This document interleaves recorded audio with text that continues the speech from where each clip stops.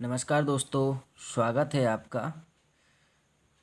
आज हम पढ़ने जा रहे हैं इकोनॉमिक्स या अर्थशास्त्र की चैप्टर 2 की दूसरी वीडियो। दोस्तों अभी हम कुछ यानी कि अध्याय 2 के क्वेश्चन 6 क्वेश्चन तक कंप्लीट कर चुके थे। अब हम 7वां क्वेश्चन करने जा रहे हैं। और मैंने पहले बताया था कि ये वो सारे क्वेश्चन होंगे जो अभी तक परीक्षा में पूछे गए हैं। तो चलिए बिना देर किए हम फिर से चालू करते हैं और क्वेश्चन नंबर 7 से स्टार्ट करते हैं। क्वेश्चन है, स्थापन को परिभाषित कीजिए। ऐसी दो स्थापन वस्तुओं के उदाहरण दीजिए जो एक दूसरे के स्थापन है। तो जब किसी वस्तु का प्रयोग किसी वस्तु के अभाव या स्थान में किया जाता है तो उसे स्थापन वस्तुएं कहते हैं। साधारणतः किसी वस्तु की मांग उसके स्थापन वस्तु की कीमत की दिशा में गति करती है।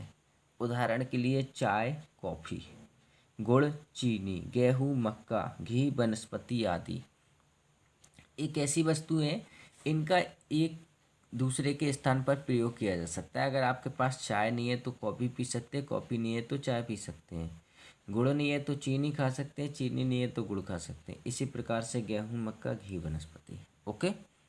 2023 में जो इसमें अंतर पूछा गया था, स्थापन और पूरक वस्तुओं में अंतर भी करवाएंगे अभी आगे चल के। अभी दोनों को बता रहे हैं हम, ठीक है। चलिए क्वेश्चन नंबर 8, पूरकों को परिभाषित कीजिए उदाहरण सहित। तो देखिए इसको, जिन वस्तुओं का साथ साथ उपयोग किया जाता है उन्हें पूरक वस्तुएं कहा जाता है। दूसरे शब्दों में जब हम किसी वस्तु का प्रयोग दूसरी वस्तु के अभाव में नहीं कर पाते हैं तो उन्हें पूरक वस्तुएं कहा जाता है। जैसे कलम, स्याही, चाय, चीनी, क्रिकेट, बैट एवं बॉल आदि। देखिए सही है, अगर कलम है और स्याही नहीं है तो कोई काम की नहीं है, चाय है चीनी नहीं है तो कोई काम की नहीं है। मतलब जो है एक के बिना दूसरा कोई मतलब का ना हो या कोई उपयोगी ना हो, उसको हम कहते हैं पूरक वस्तुएं। चलिए क्वेश्चन नंबर 9 देखते हैं। क्वेश्चन नंबर 9 है, मांग की कीमत लोच को परिभाषित कीजिए। क्वेश्चन मोस्ट है, बहुत अच्छे से करना। मांग की कीमत लोच, प्राइस, ठीक है, इलास्टिसिटी ऑफ डिमांड। चलिए देखते हैं। मांग की कीमत लोच यह स्पष्ट करती है कि एक वस्तु के मूल्य में एक निश्चित परिवर्तन होने पर उसकी मांग में कितना परिवर्तन होगा। इसकी गणना करते समय यह मान लिया जाता है कि उपभोक्ता की आय, आदत, रुचि एवं अन्य सभी संबंधित वस्तुओं के मूल्य स्थिर रहते हैं। इस प्रकार कहा जा सकता है कि किसी वस्तु के मूल्य में एक निश्चित परिवर्तन होने पर उसकी मांग की मात्रा में जो अनुपातिक परिवर्तन होगा उसकी माप ही मांग की कीमत लोच है। इस सूत्र के रूप में निम्न प्रकार व्यक्त किया जा सकता है। सूत्र देखिए ध्यान से। सूत्र है आपका, मांग की कीमत लोच ईपी बराबर मांगी जाने वाली मात्रा में अनुपातिक परिवर्तन बटे कीमत में अनुपातिक परिवर्तन।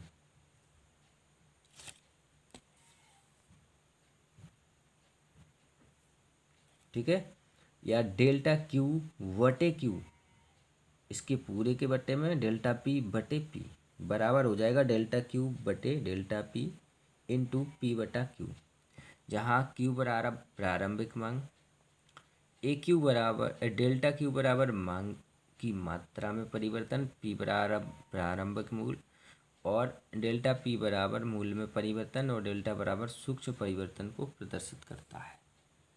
जी हमारा क्वेश्चन था। अगला क्वेश्चन है और मोस्ट क्वेश्चन है, ध्यान रखना। उपभोक्ता संतुलन की परिभाषा दीजिए। उपभोक्ता संतुलन की स्थिति में तब माना जाता है जब उसको अपनी आय से अधिकतम संतुष्टि प्राप्त हो रही हो। उपभोक्ता के संतुलन से आशय इस बात की जानकारी करना है कि उपभोक्ता अपनी आय से अधिकतम संतुष्टि कैसे प्राप्त करता है। ध्यान रखना, मोस्ट क्वेश्चन है, पूछा जाता है जी, तो इसलिए इसको अच्छे से कर लेना। क्वेश्चन अगला देखते हैं 11वां। क्वेश्चन नंबर 11 है, मांग को निर्धारित करने वाले तत्वों को समझाइए। एक या क्वेश्चन इस तरीके से आ सकता है, एक वस्तु की मांग को प्रभावित करने वाले तत्वों को समझाइए। ये आपका 2021 और 23 में आया हुआ है। तो चलिए इसको समझते हैं। प्रोफेसर मिल के अनुसार मांग से हमारा आशय किसी वस्तु की उस भाषा से है जो एक निश्चित मूल्य पर खरीदी जाती है। इस अर्थ में मांग सदा मूल्य से संबंधित होती है। अब चलिए आगे देखते हैं। मांग को प्रभावित या निर्धारित करने वाले तत्व, हेडिंग के रूप में इसको पढ़ेंगे हम। पहली हेडिंग है वस्तु की कीमत। किसी वस्तु की मांग को प्रभावित करने वाला सबसे प्रमुख तत्व उसकी कीमत होती है। वस्तु की कीमत में परिवर्तन के फलस्वरूप उसकी मांग में भी परिवर्तन हो जाता है। प्रायः वस्तु की कीमत के घटने पर मांग बढ़ती है तथा कीमत के बढ़ने पर मांग बढ़ती है। ठीक है, चलिए आगे देखते हैं। उपभोक्ता की आय।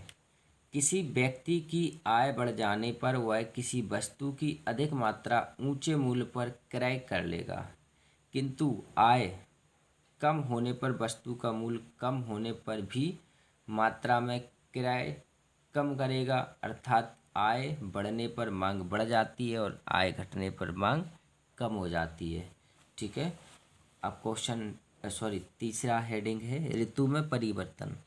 जाड़े की ऋतु में बर्फ का मूल्य काफ़ी कम हो जाने पर भी बर्फ की मांग नहीं होती, किंतु इसके विपरीत गर्मी की ऋतु में बर्फ का मूल्य बढ़ जाने पर भी उसकी मांग में कमी नहीं आती।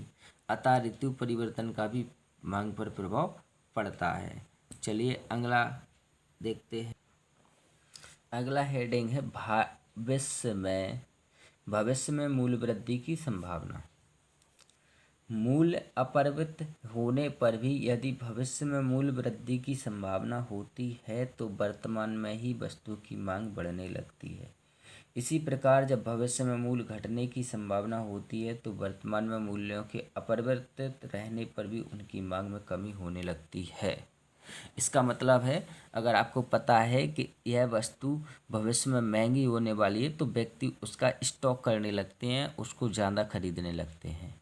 और अगर आपको पता है कि यह वस्तु भविष्य में सस्ती होने वाली है तो फिर आपको उसको नहीं खरीदते हैं, चाहे उसका मूल्य गिर भी जाए। ठीक है, चलिए क्वेश्चन नेक्स्ट देखते हैं। अगला क्वेश्चन है 12, व्यक्ति मांग या व्यक्तिगत मांग और बाजार मांग में अंतर। ठीक है, तो इसमें अंतर पढ़ेंगे हम, ध्यान से देखना। व्यक्तिगत मांग और बाजार मांग में अंतर। इसका अंतर है, व्यक्तिगत मांग वह मांग है जो अन्य बातें समान रहने पर किसी वस्तु की कीमत तथा व्यक्ति द्वारा खरीदी गई मात्रा के संबंध को दर्शाता है। और बाजार मांग वह मांग है जो अन्य बातें समान रहने पर किसी वस्तु की कीमत तथा विभिन्न व्यक्तियों द्वारा खरीदी गई मात्रा के संबंध को व्यक्त करता है। नंबर 2 है, व्यक्तिगत मांग एक व्यक्ति की मांग होती है। बाजार मांग बाजार में उपस्थित बहुत सारे व्यक्तियों की मांग होती है। नंबर 3, व्यक्तिगत मांग मूल्य तथा एक व्यक्ति द्वारा मांगी गई मात्रा में फलनात्मक संबंध को दर्शाती है। और नंबर 3, बाजार मांग मूल्य तथा विभिन्न व्यक्तियों द्वारा मांगी गई मात्रा में फलनात्मक संबंधों को दर्शाती है। नंबर 4 है, विभिन्न कीमतों पर एक व्यक्ति द्वारा मांगी जाने वाली मात्रा व्यक्तिगत मांग है और विभिन्न कीमतों पर अनेक व्यक्तियों द्वारा एक वस्तु की विभिन्न मात्राओं की मांग का जोड़ बाजार मांग है। नंबर 5 है, एक व्यक्ति व्यक्तिगत मांग को प्रभावित कर सकता है और इसमें है एक व्यक्ति कभी भी बाजार मांग को प्रभावित नहीं कर सकता है। ठीक है, तो चलिए जो क्वेश्चन हमारे 12 कंप्लीट हुए। एक क्वेश्चन और देख लेते हैं।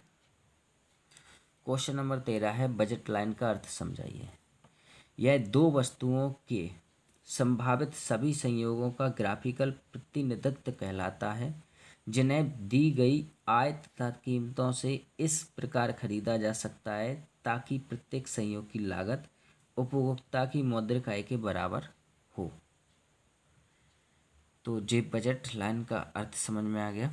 यहाँ तक हमारे क्वेश्चन हमने कंप्लीट कर लिए, क्वेश्चन नंबर 13 तक। अगला क्वेश्चन नंबर 14 से स्टार्ट करेंगे हम नेक्स्ट वीडियो में। और अगर आपको अच्छा लगा है तो लाइक कर दीजिए, चैनल पर नए हैं तो सब्सक्राइब कर दीजिए। देखिए मेहनत लगती है वीडियो बनाने में, दूसरा नोट्स बनाने में, क्वेश्चन छांटने में। तो अगर आप हमारी मेहनत को अच्छा मानते हैं तो कमेंट में थोड़ा हमें बता सकते हैं और हमें सुझाव भी दे सकते हैं कि सर आप इसमें ये चीज़ और ऐड कर दीजिए। तो मैं पूरी कोशिश करूँगा हर समस्या का समाधान करने की। ठीक है, धन्यवाद।